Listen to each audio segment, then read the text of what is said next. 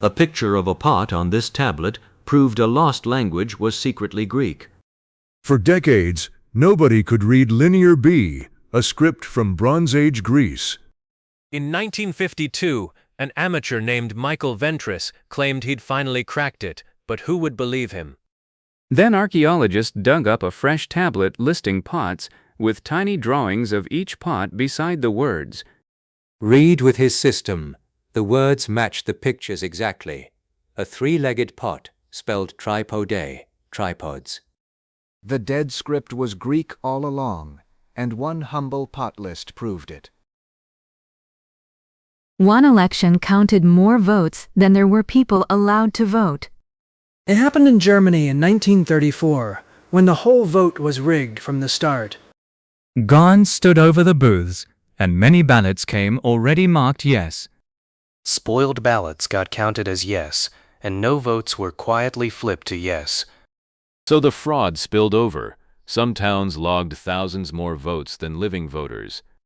When your fake result beats your own population, the math itself confesses the lie. A stenographer tackled the gunman who just shot the president. October 1912, Milwaukee. Theodore Roosevelt was campaigning when a man in the crowd pulled a revolver.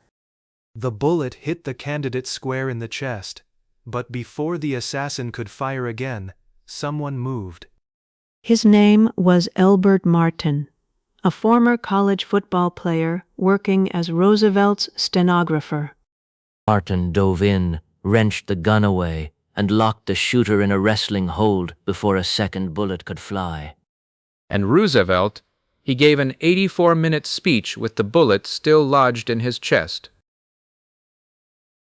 A whole country named its trans community after just one woman. On the island of Saint Vicente, trans women are simply called chindas. The word comes from Chinda Andrade, the first in Cape Verde to publicly come out. She stepped out at the 1998 carnival, and the island embraced her as a heroine.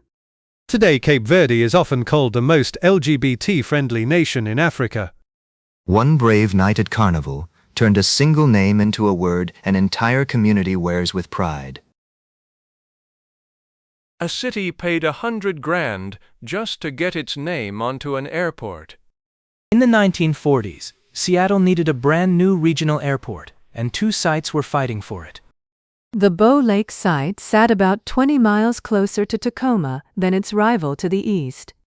So Tacoma, Pierce County, and the Port of Tacoma pooled a combined $100,000 to win it. It worked. The field rose at Bow Lake in 1942, halfway between the two cities. And that's why it's forever called Seattle-Tacoma International, even though Tacoma is miles away. They couldn't censor this newspaper, so they just bought it. In 1904, a Korean paper had a secret weapon, a British owner. Japanese censors couldn't touch a foreigner's press, so it printed freely. For years it fired off pro-independence stories with total immunity. Then the owner died, and the paper was quietly sold to the enemy.